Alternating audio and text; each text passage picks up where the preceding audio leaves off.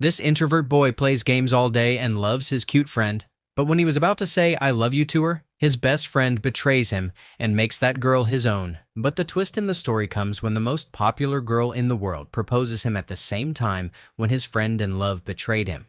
Then what will happen next? If you have also got rejection in life, then do not miss this story. This boy named Ming-Fei is a complete loser in real life. He lies in his dirty room all day, just plays his favorite game, considers himself a top player, and is so happy about this as if he has won the world. He was playing a match with his online friend. He pounced on the keyboard as if he was fighting a war. He was playing with full strength as if his name has to be written in history.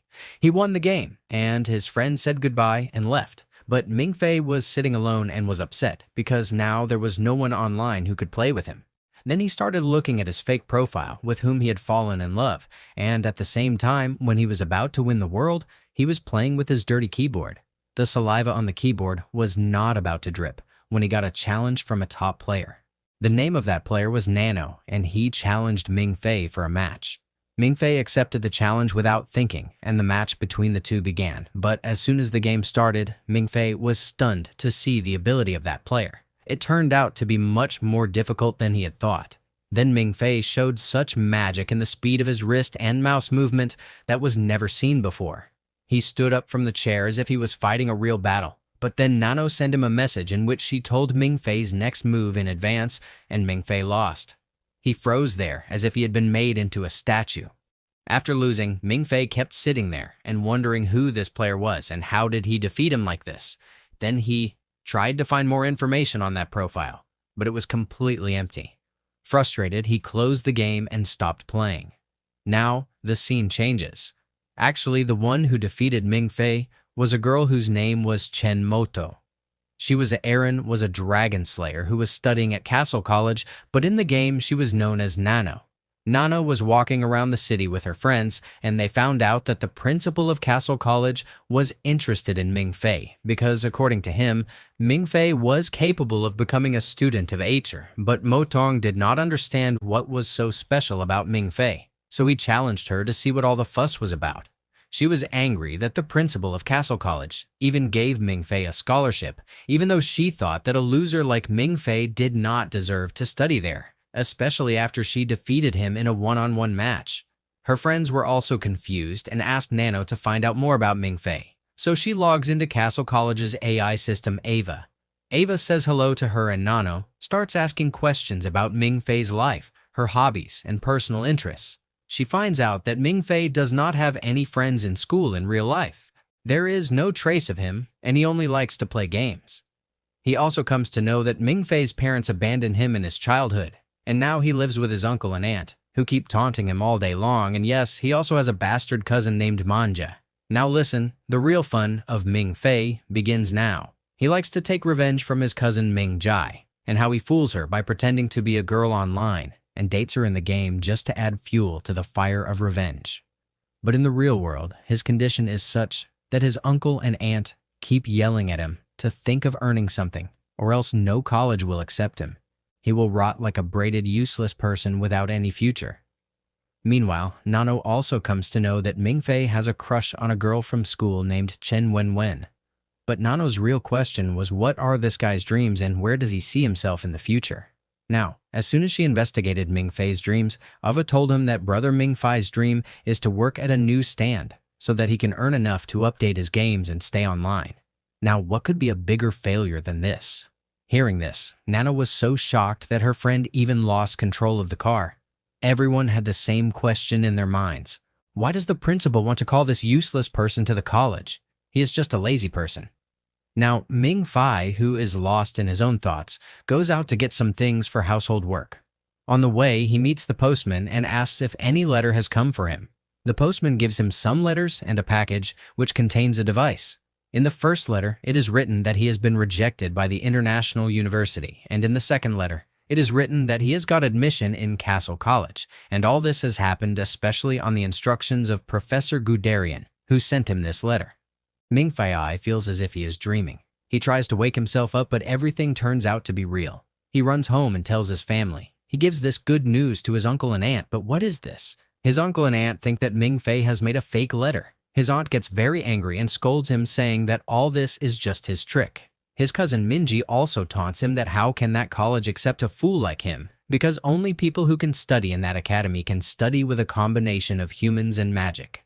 Minji tells that the name of the biggest player there is 𝙊𝙧𝙥𝙗𝙦, a human hybrid who is one of the most powerful students in the entire Castle Academy. Ming-Je speaks as if he has recited a holy book, and then says that people like Ming Fei cannot stand anywhere in front of 𝙊𝙧𝙥𝙗𝙦. But something else was happening to Ming Fei at that time. He was lost in his thoughts and started seeing a dream. In that dream, a helicopter stops outside their apartment. A man gets down from it, the same 𝙊𝙧𝙥𝙗𝙦.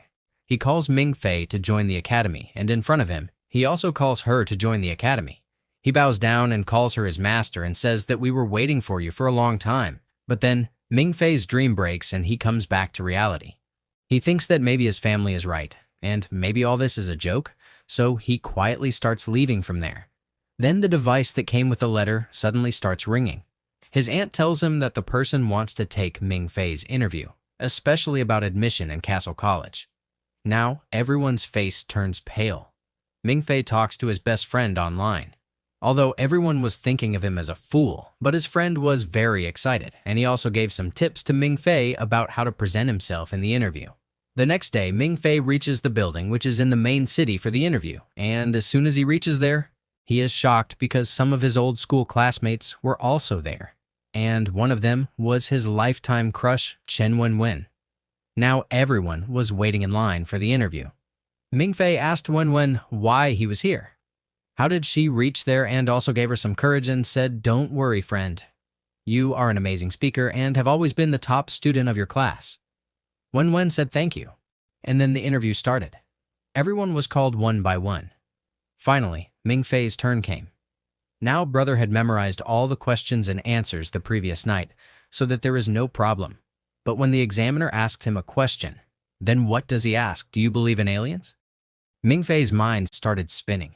He thought that they will ask where he grew up, what is his life story, but they were playing a different game. Then another interviewer who was typing all the answers says, "We don't care about your life story. Just answer these questions correctly. This is very important." Ming Fei was a little confused, but still answered, "Yes, I believe in aliens every night. I look at the stars in the sky and think that this universe is so big, then there must be life somewhere else, somewhere in this galaxy, on some other planet." Still, after listening to so many stupid questions, Ming Fei. He apologized and said, "I think I have signed up for the wrong college," and he left the building. Now, as soon as Miffy comes out, a man enters the building, and it was none other than Professor Guderian. He shouts at both the interviewers that you guys should have stopped Ming Fei and convinced her. You should have called her immediately and called her back. The interviewers were not able to understand why the professor was so angry. After all, what mischief had Ming Fei done? Now, while going home, Ming Fei meets Wenwen. She asks him if he will come with her to the graduation party. Ming Fei readily agrees, and then thinks that one day he will marry Wenwen, settle down somewhere in the city, and live a happy life, because now he was sure that he had completely ruined his chances of admission in Castle College. But as soon as he reaches home, his aunt tells him that a man named Guderian had called, and he said that Ming Fei has passed the interview and she is going to get admission in Castle College. The next day, Ming Fei goes back to that building with his family to meet Professor Guderian. This time his aunt, uncle, and cousin are also with him because they had to talk about his studies. Now, his aunt's first question was about money.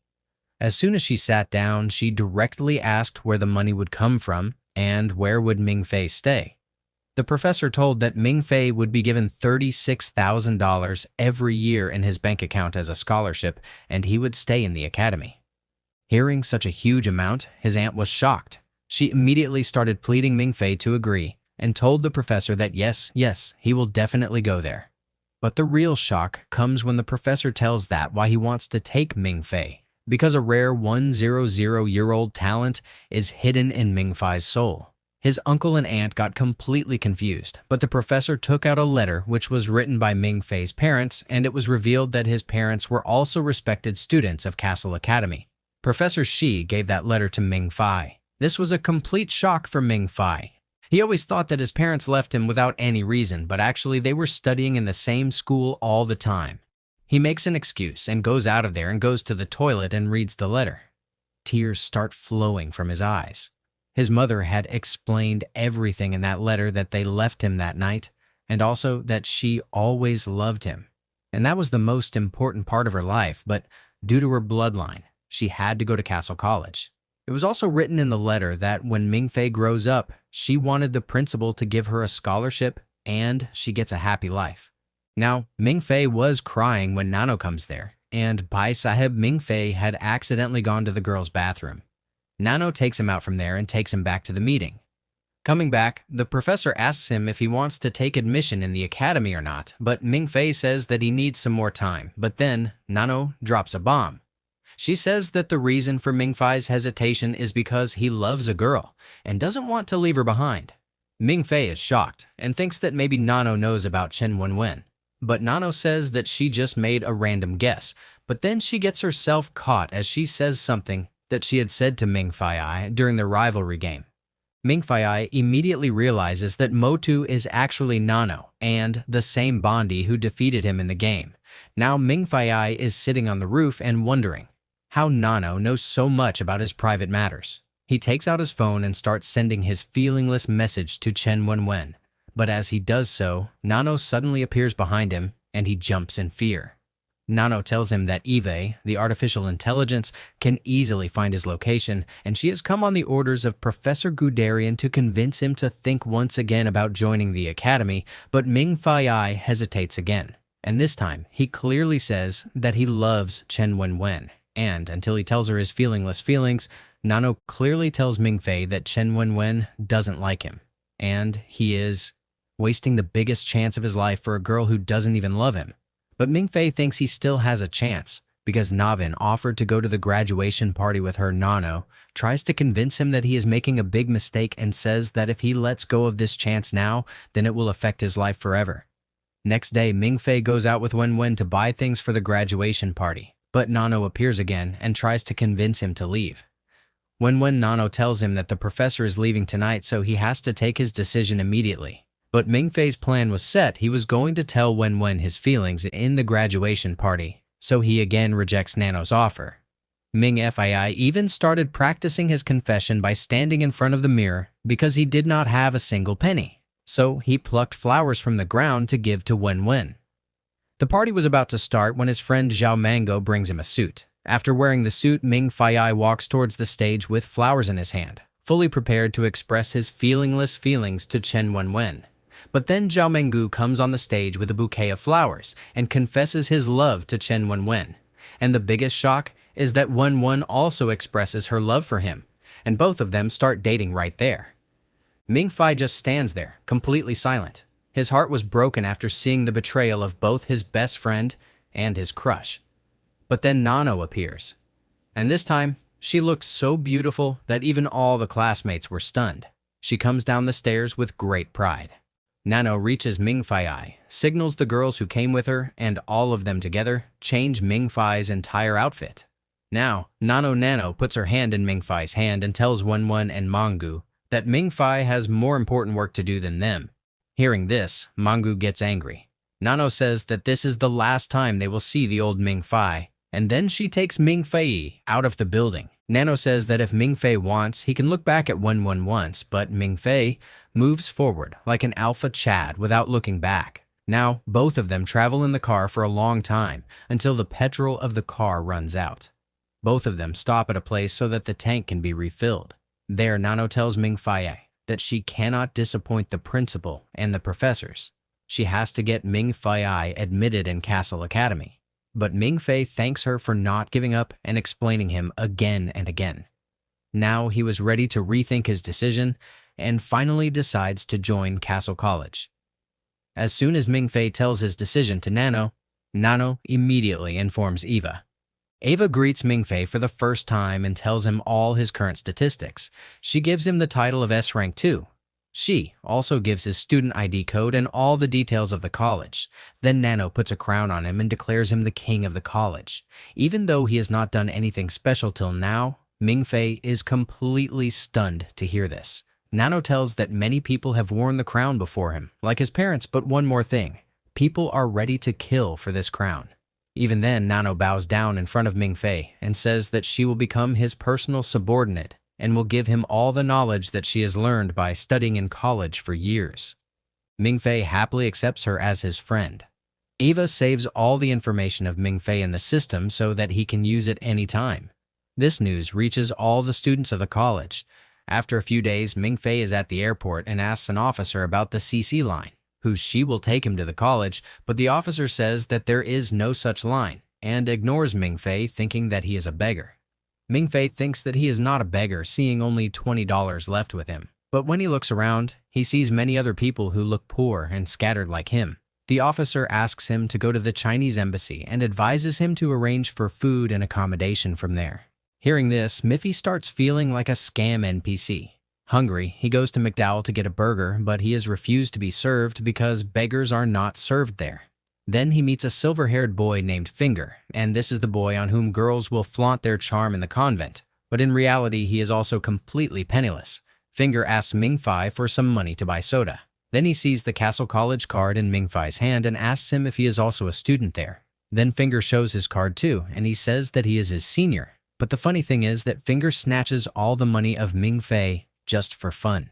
Both of them sit together at night, and Finger tells that he has been in college for 8 years, whereas most of the students graduate in 4 or 5 years. But Finger is so awesome that he repeated the same grade 4 times. Now, both of them sit at the metro station and wait for the CC line, which will take them to the college. Finger explains that the college is hidden in a valley, and the easiest way to reach there is through the CC line unless you have a private jet and permission from the headmaster. Both of them fall asleep while waiting till midnight. Then Ming-Fei sees a strange dream. He finds himself in a war. People are running in queues. There's a lot of shouting and screaming. Then he wakes up and sees that a big moon is shining outside the station window, and a small boy sitting on the ground nearby is staring at him. The boy looks at Ming-Fei as if he knows him and calls him brother. But then Ming-Fei wakes up again, meaning a dream within a dream. This is a complete dream perception. Ming-Fei had just woken up from the dream in a panic, when Finger also wakes up and says that the CC line has arrived. Then he sees a man who is moving towards them with a bell in his hand. The man announces that the CC 1000 express train has arrived and all the students should get ready to board the train with their luggage and tickets. Finger moves towards him, and the man says, on seeing him, that he is surprised to see his failure face here. Finger makes a move and says that he has been demoted again, and he has broken the record of being continuously demoted, due to which his grade has fallen to F. Now Ming-Fei also goes to the conductor and tells him that he is a new student whose name is Ming-Fei. On hearing Ming-Fei's name, the conductor immediately starts panicking and asks if he is really a new age grade student. He also asks why the professor did not come to pick him up in his private plane after hearing all this. Finger also gets scared and asks if all this is true. Now, Ming-Fei also starts panicking to not feel alone. As soon as he checks in, the whole airport lights up and the underground passage opens up. Then the CCS 𝙀𝙀 Express train also arrives, and Professor Good pops out of it like Mario. All the students board the train, wear uniforms, and the professor asks Ming-Fei to sign an O&D non-disclosure agreement. This is a mandatory procedure for all students because there are special studies here which are not done anywhere else in the world. The professor explains to Ming-Fei that they study about dragons here and asks her what she knows about dragons. Ming-Fei says that dragons are just legendary creatures, which are part of different myths and stories, but the professor says that dragons are real, and there has been a war between humans and dragons for a very long time. Ordinary people do not know about this, and the work of Castle College is to study dragons. After hearing this, Ming-Fei says that maybe the professor needs a mental doctor and not a dragon slayer. But then Ming-Fei suddenly faints and starts seeing a dream. In the dream, the same little boy appears again and tells her that dragons are real. He shows her a scene in which a real dragon is sitting on the top of a snow-covered mountain. He tells her that many years ago, a human killed the Dragon King on his throne, and that human became the first human emperor. And when the dragon died, everyone celebrated. It is because of this human hero that civilization could progress so far.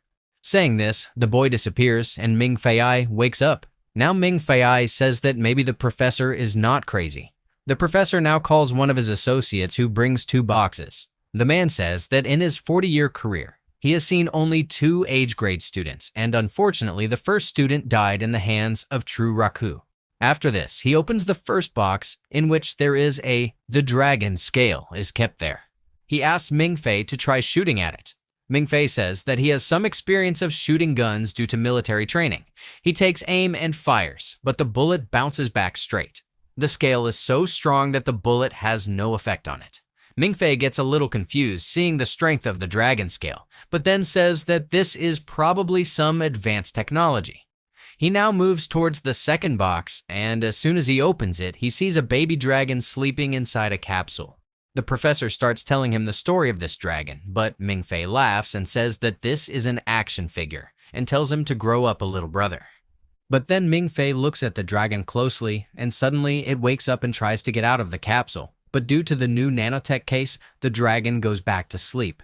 Without trying to escape, the professor says that perhaps the dragon reacted like this because of Ming-Fei's strong genetics.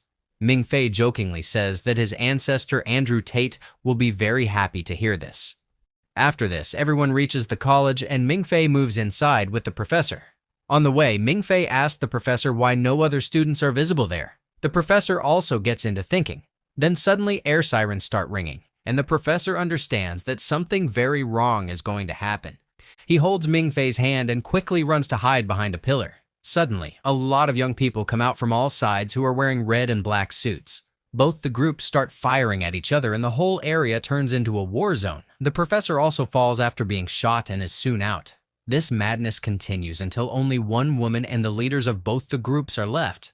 Now, both the leaders come face to face.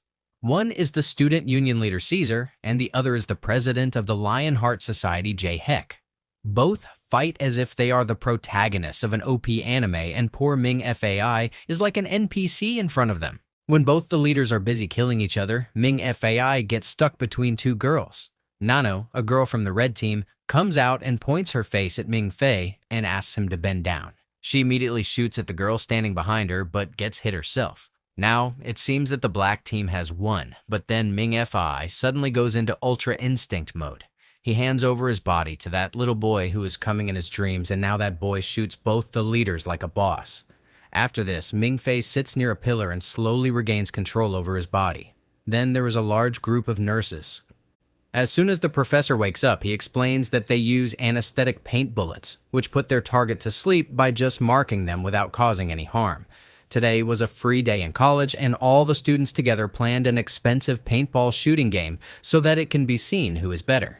The professor was explaining this when suddenly another bullet explodes on his chest and he falls asleep again. The bald man turns out to be Professor Man, who is in charge of finance and discipline of the college. He angrily calls the principal and complains that these students have ruined his college, but the principal laughs and says that it is the students' right, and the college will pay for the repair cost of more than 200 sheesh. The principal regrets that he could not participate in the game this year and promises to play next time. Hearing the student bodies wailing, he asks about Ming-Fei and disconnects the call, asking him to join his class. After the call ends, Professor Mon tells Ming-Fei that if he wants to save his life, he should quickly go to his doctor because all the students are looking at him with burning eyes. Later, Ming-Fei reaches the doctor and sees that it is a very big room for 2 people, and his roommate is none other than Finger Senpai. Finger offers him a tour of the college on the very first day. He shows her different buildings and tells her that no one can use spirit language in the college grounds. And all this has been possible because of Professor Man's dad. He lives in the watchtower and casts a barrier around the entire college with his power. Finger then takes Ming-Fei to a classroom where people can use spirit language. He tells her that this power dragon language should have blood of a resonant match with the dragon bloodline. And if not, then you will be sent directly to Hogwarts or PC Universe like Muggles.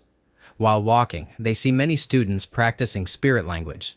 A student suddenly fails to control his water spirit, but then another student freezes him and saves everyone's life.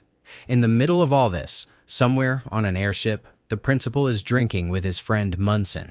The principal asks him about the students of the time when the last Dragon King was alive. He says that this time he does not want to produce soldiers, but such G who can take humanity to a new peaceful era without any fear. The Professor is aware of the threat of dragons and is ready to train Ming-Fei himself for this.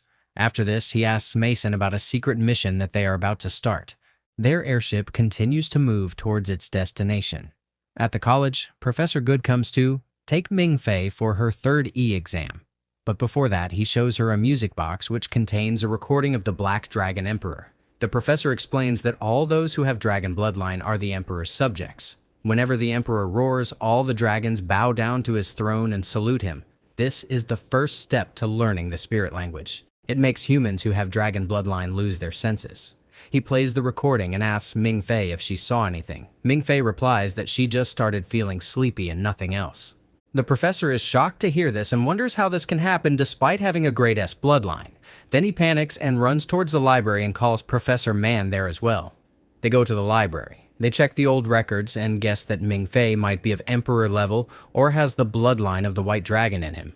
Now, the matter gets more complicated, but Professor Good says that this secret should be kept, or else Ming-Fei will be imprisoned in a lab. The next day, all the new students have 3 exams, and Ming-Fei passes by, just copying the answers given by Finger Senpai. During the exam, he sees a dream in which a kid named Minz introduces himself as his brother, but our Chad Min-Fei sleeps for 2 hours out of the 3 hours of the exam. At night, Ming-Fei hears the sound of a bell and meets Ming again in the dream. Mingus tells him that this is the bell of death, and it means that someone is going to die, and Ming-Fei is going to be in trouble. But Mingus says that this could also be an opportunity and asks him which perk he wants. Ming-Fei remembers how Nano found her on the rooftop, and she asks Ming about an ability. Mings gives him this power so that he can see the map of the whole world and track everything. Mings gives him this power, and Ming-Fei actually wakes up when Finger tells him that the emergency alarm has been set off. All the students gather, and the professor tells that during a mission, he has found the palace of the Bronze Dragon King, and 2 of his band members are trapped there. The palace keeps changing constantly, which makes it difficult to get out. He shows pictures of some dragon writing codes found in the palace and asks the students to try to decode them so that they can find a way out of that place. Only 20 minutes are left, and efforts are being made from all over the world for help.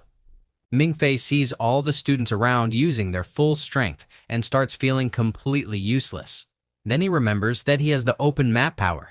He uses it to find a way out of the palace and submits it. Eventually, they reach the people, but the problem is that the oxygen left with them is not enough. Those 2 people are the same ones who killed Ming-Fei. They try their best to reach the surface and deliver the gold they had brought from the palace, but a sea dragon, a retainer of the Dragon King, comes in their way. It kills both of them, but before dying, it delivers the gold to the higher-ups in the airship. The sea dragon starts chasing them to get the gold back, but Mance, in order to avenge his dead comrades, fights the dragon with all his might.